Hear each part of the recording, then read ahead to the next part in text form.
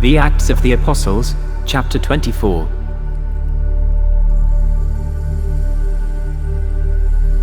And after 5 days Ananias the high priest descended with the elders, and with a certain orator named Tertullus, who informed the governor against Paul.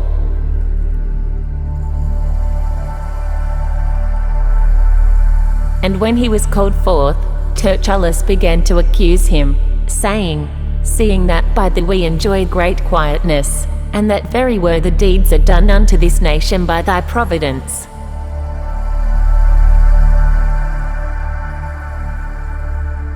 We accept it always, and in all places, most noble Felix, with all thankfulness.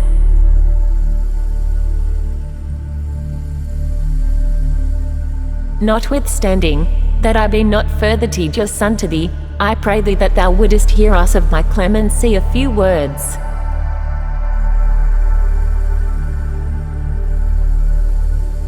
For we have found this man a pestilent fellow, and a mover of sedition among all the Jews throughout the world, and a ringleader of the sect of the Nazarenes.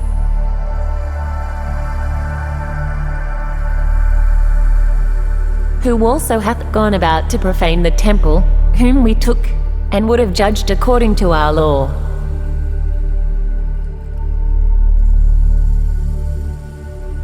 But the chief captain Lysias came upon us, and with great violence took him away out of our hands.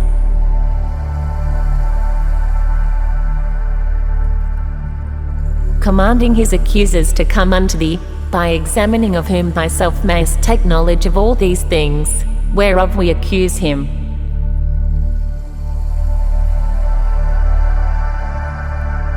And the Jews also assented, saying that these things were so.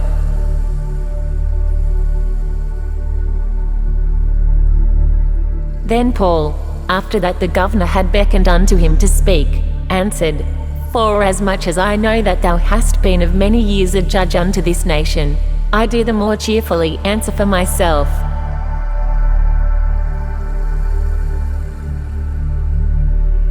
Because that thou mayest understand, that there are yet but 12 days since I went up to Jerusalem for to worship.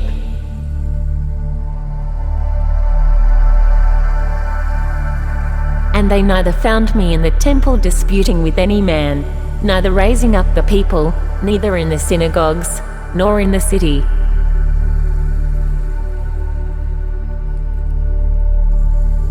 Neither can they prove the things whereof they now accuse me.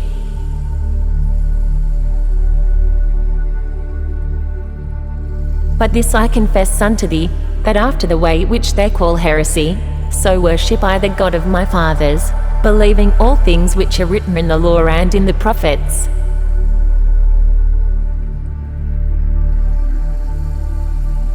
And have hope toward God, which they themselves also allow, that there shall be a resurrection of the dead, both of the just and unjust.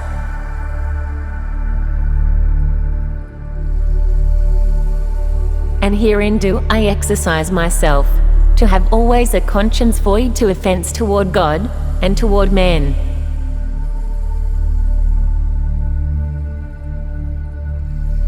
Now after many years I came to bring alms to my nation, and offerings.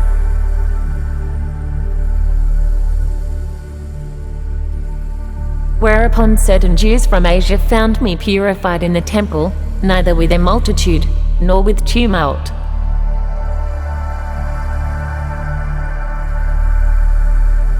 Who ought to have been here before thee, and object, if they had aught against me.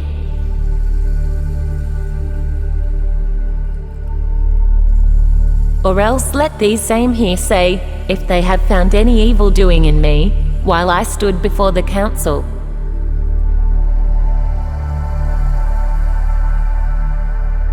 Except it be for this one voice, that I cried standing among them, touching the resurrection of the dead, I am called in question by you this day.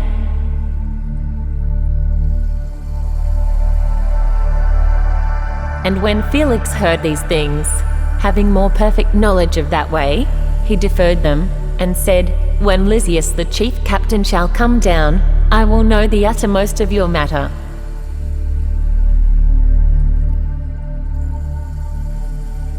And he commanded a centurion to keep Paul, and to let him have liberty, and that he should forbid none of his acquaintance to minister or come unto him.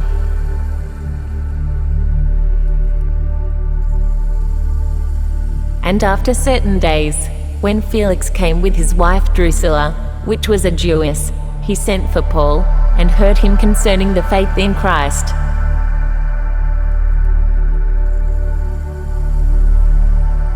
And as he reasoned of righteousness, temperance, and judgment to come, Felix trembled, and answered, Go thy way for this time. When I have a convenient season, I will call for thee.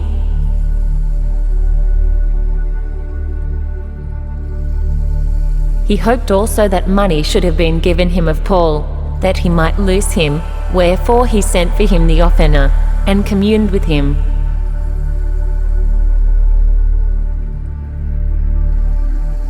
But after 2 years Porcius Festus came into Felix's room, and Felix, willing to show the Jews a pleasure, left Paul bound.